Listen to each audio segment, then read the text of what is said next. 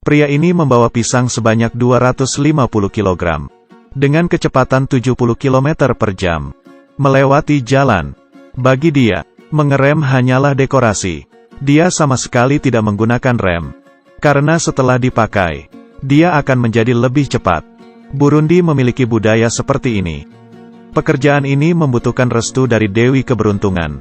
Keberuntungan yang baik, dari malaikat, kesialan, makan akan menuju kematian. Balapan sepeda dengan aturan. Mereka tidak akan mengikutinya, karena terlalu jauh dari gerbang hantu. Tidak cukup menantang. Hari ini mari lihat bersama-sama. Jalanan bahaya di Burundi. Burundi adalah negara kecil di Afrika. Bisa dilihat kehidupan mereka seperti ini. Orang-orang berjalan, terutama mengandalkan 28 bar buatan Cina. Di sini, tidak peduli barang besar atau barang kecil, akan diantar dengan sepeda. Burundi kaya dengan pisang. Tiap minggu, Magic Johnson akan datang ke sini untuk membeli pisang. Dia adalah pembuat bir pisang. Beberapa pisang ini diantarkan dengan sepeda. Johnson tidak berani mengantar dengan sepedanya. Karena dia tahu, hal itu akan membawanya cepat pergi dari dunia ini. Westbrook adalah seorang kurir pisang. Dia sangat berterima kasih. Dengan pekerjaan ini adalah caranya untuk bertahan hidup. Hari ini mengantarkan pisang sebanyak 180 kg. Dan harus diantarkan ke tempat yang sejauh 15 km. Untungnya, saat berangkat, ada jalan turunan yang panjang. Sehingga membuatnya lebih mudah untuk menggerakkan sepeda. Di jalan ini Westbrook tidak menggunakan rem. Tidak memerlukan SIM dan hanya menggunakan hati. Orang biasa tidak bisa sampai di tempat tujuan dengan selamat. Dia tahun ini berumur 22 tahun. Tidak pernah sekolah. Mengendarai sepeda satu-satunya keterampilan yang dimilikinya. Setelah 45 menit, dia sampai di tempat tujuan. Ini adalah desa tempat membuat bir pisang. Di Burundi ada bar 28. Merupakan simbol dari kehidupan yang berkecukupan.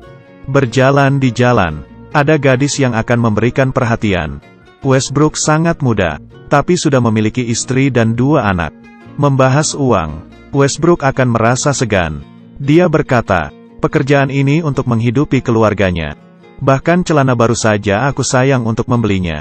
Dibandingkan dengan Johnson yang sangat kaya.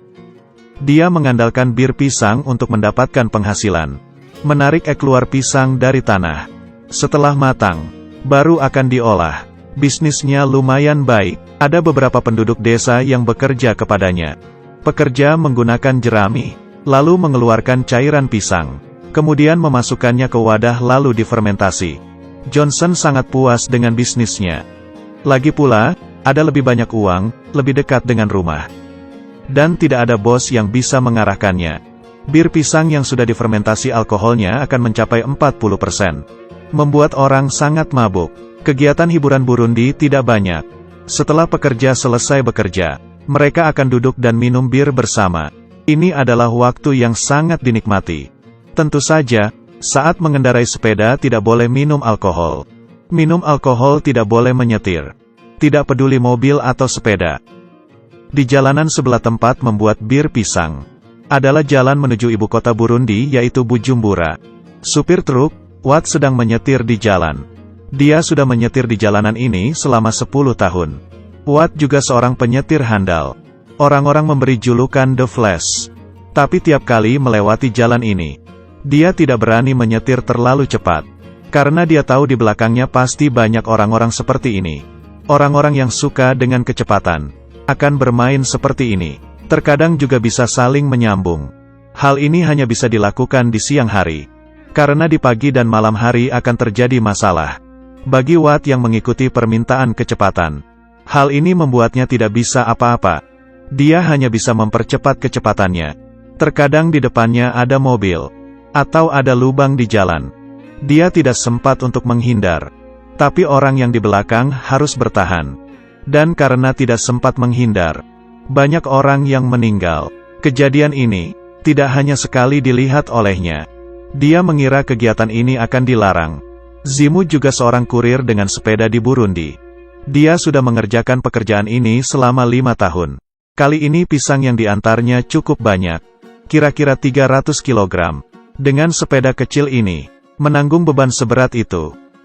Di kondisi seperti ini, dengan sedikit kesalahan, akan menghilangkan kestabilannya, hampir mendekati pintu kematian.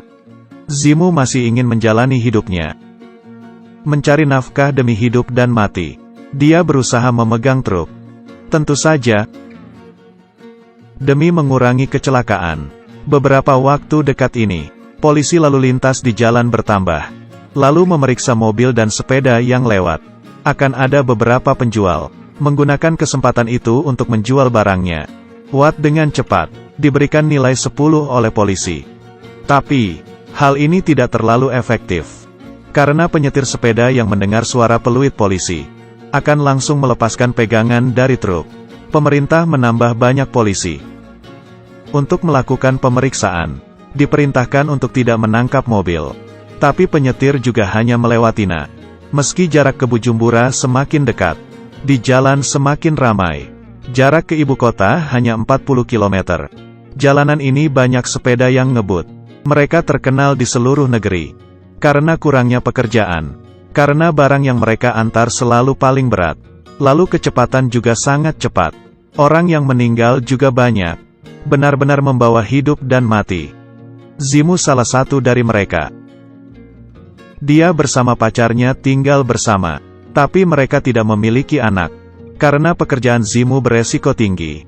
Mereka memutuskan setelah pekerjaan lebih baik baru memikirkannya lagi. Pisang di sini sangatlah murah. Satu sisir hanya seharga 60.000. Zimu membeli 250 kg pisang. Berpikir untuk mengantarnya ke ibu kota dan menjual lebih mahal. Dan mendapatkan keuntungan. Dia mengendarai sepeda. Dan mulai perjalanan hidup mati. Meluncur di jalanan dengan sepedanya. Dengan kecepatan cepat 60-70 km per jam. Bagian bahayanya adalah, di saat pembelokan, dia tetap tidak mengerem. Karena rodanya bisa pecah. Bila bertemu dengan hari hujan, jalanan akan semakin licin. Dan kecepatan pun akan semakin cepat. Tetap tidak mengerem. Dia hanya terus melanjutkan perjalanannya. Membiarkan sepeda mengurangi kecepatan dengan sendirinya. Tapi sebelum itu, dia hanya bisa berdoa dengan Tuhan untuk melindunginya. Tidak ada orang yang tahu sudah berapa banyak hal yang terjadi. Hingga pihak lalu lintas pun tidak mengumpulkan data. Jalan turunan sangat mudah, tapi jalan mendaki sangat susah. Hal ini pun menambah suatu pekerjaan. Ada beberapa orang khusus yang membantu untuk mendorong. Dalam waktu 15 menit bisa mendapatkan 15.000. Pekerjaan Zimu, selain membahayakan nyawa, juga sangat menghabiskan tenaga. Dia tiap hari minum jagung untuk mengisi tenaganya. Dari sini ke ibu kota tinggal 15 km. Selanjutnya adalah jalan turunan yang panjang. Di jalan ini banyak terjadi kecelakaan. Tapi Zimu percaya dengan kemampuan menyetirnya. Dia berkata, masih bisa. Sampai sekarang, aku hanya pernah mengalami beberapa patah tulang. Muzi pada akhirnya tiba di tempat tujuan dengan selamat. Sekali lagi melewati dewa kematian. Dia ingin mengantar ke toko pertama. Dan berada di ujung kota. Berhenti dan meletakkan sepedanya memerlukan beberapa keterampilan. Seperti cara dia menggerakkan sepedanya. Untuk mencegah pisangnya terjatuh ke tanah. Seminggu 5 kali. Tiap kali mengantar 2 sisir pisang ke toko kecil ini. Tiap sisir bisa dijual dengan harga 15.000. Dia mendapatkan keuntungan kira-kira 30.000. Tempat kedua adalah pasar petani di barat laut kota.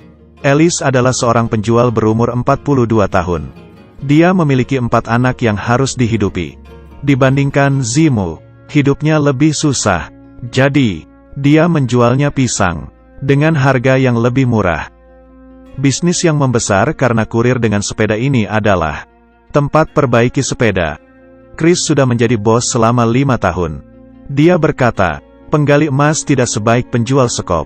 Bisnisnya sangat laku. Di toko ada 100 pekerja yang bekerja kepadanya.